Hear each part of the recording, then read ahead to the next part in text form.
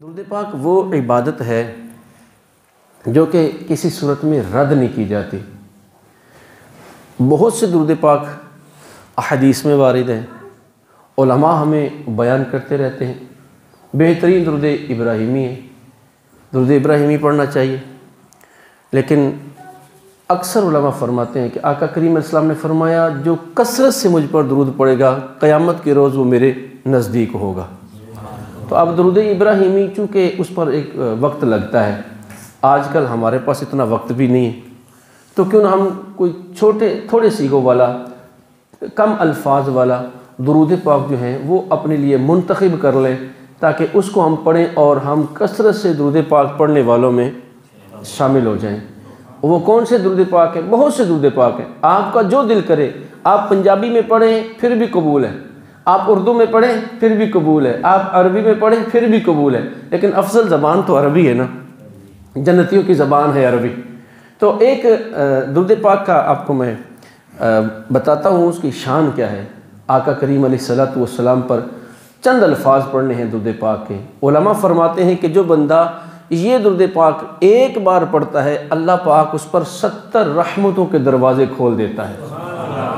اب وہ درود پاک کون سا ہے؟ نہایت چھوٹا درود پاک، یعنی کہ چند الفاظ پر مشتمل ہے، الفاظ کم ہیں لیکن اجر اس کا دیکھیں کتنا زیادہ ہے۔ ایک بار پڑھیں تو 70 رحمت کے دروازے کھل جاتے ہیں، اور وہ درود پاک ہے صلی اللہ علی محمد۔ اتنا سا درود پاک آپ بھی پڑھ لیجئے۔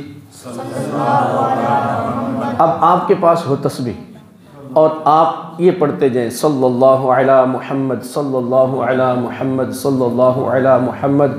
آپ اندازہ لگا لیں کہ ایک بار پڑھتے ہیں تو 70 رحمتوں کے دروازے کھل جاتے ہیں، اور جو بندہ 100 بار پڑھ لے، جو بندہ 1000 بار پڑھ لے، اللہ پاک اس پر کتنی رحمتوں کا نزول فرمائے گا۔ اور اس کا عدد پورا کرنے کے لیے اگر آپ 1000 بار کرنا چاہتے ہیں اور آرام سے آپ پڑھیں اس انداز کے ساتھ صلی اللہ علی محمد صلی اللہ علی محمد، تو زیادہ سے زیادہ آپ کے 20 سے 25 منٹ لگیں گے، آپ 1000 بار درود پاک مکمل کر لیں گے۔ تو یہ درود پاک پڑھ لینا چاہیے۔